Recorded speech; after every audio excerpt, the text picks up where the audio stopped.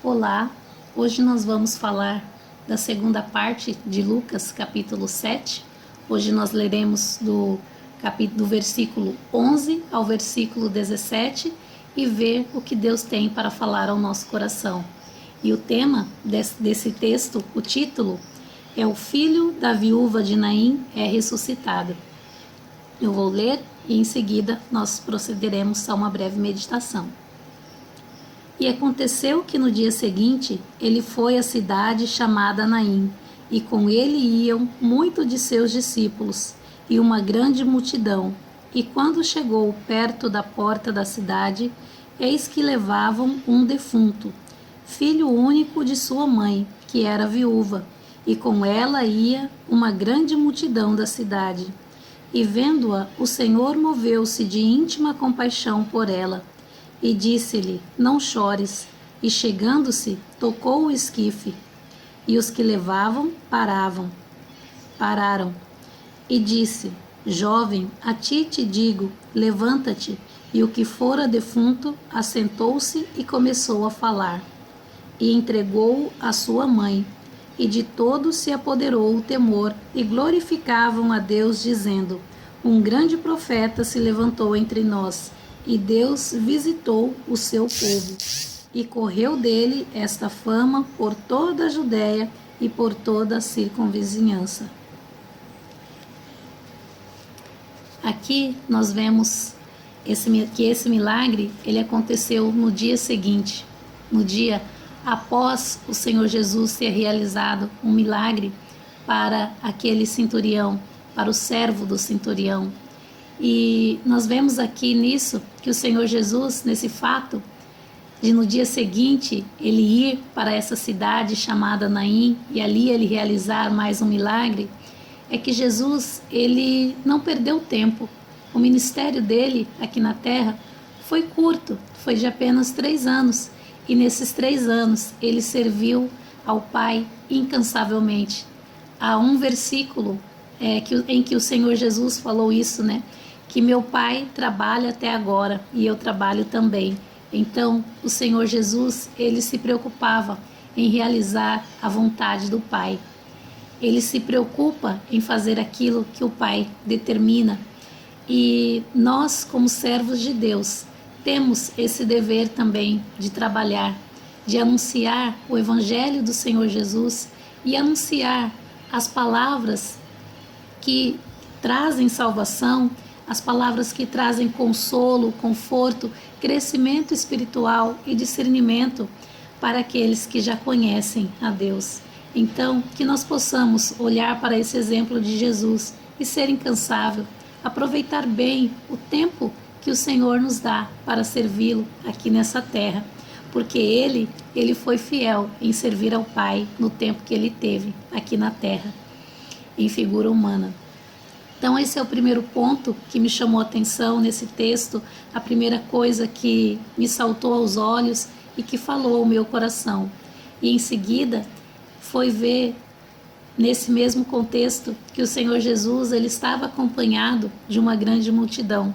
Aonde o Senhor Jesus estava, sempre havia uma multidão em volta dele, os seus discípulos estavam ali para o servir e o Senhor Jesus assim estava sempre ocupado com a obra, como nós já pensamos um pouquinho. Mas quando ele vai para essa cidade, então ao chegar na cidade de Naim, chegando perto da porta de entrada, o Senhor Jesus se depara com uma outra multidão. 2 multidões se encontram ali naquele momento. A multidão que seguia o Senhor Jesus e a multidão que seguia a um velório, a um féretro, como a gente diria, né? No passado. Hoje em dia existe essa palavra ainda, mas usamos pouco, né? Então o Senhor Jesus, ele encontrou essa outra multidão, essas 2 multidões se encontraram. Mas o Senhor Jesus, ele parou, talvez a multidão que acompanhava o Senhor Jesus parou diante da outra, e o Senhor Jesus, ele olhou o que estava acontecendo, percebeu, viu que era uma multidão que seguia a um velório, a um féretro, E quando ele vê isso, ele olha para a mãe que vai chorando.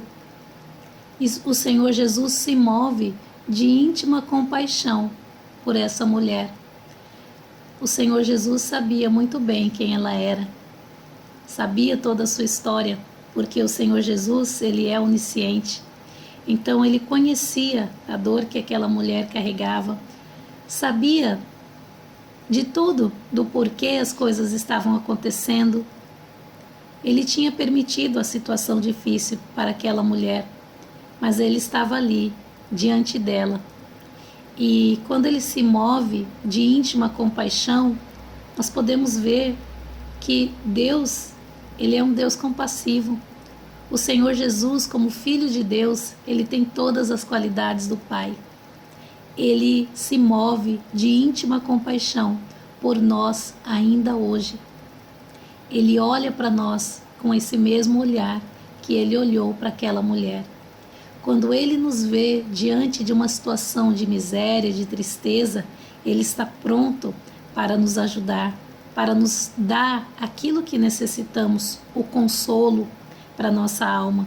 E o Senhor Jesus sabia que naquele momento o que consolaria aquela mulher seria restaurar, trazer à vida novamente o filho que ela havia perdido.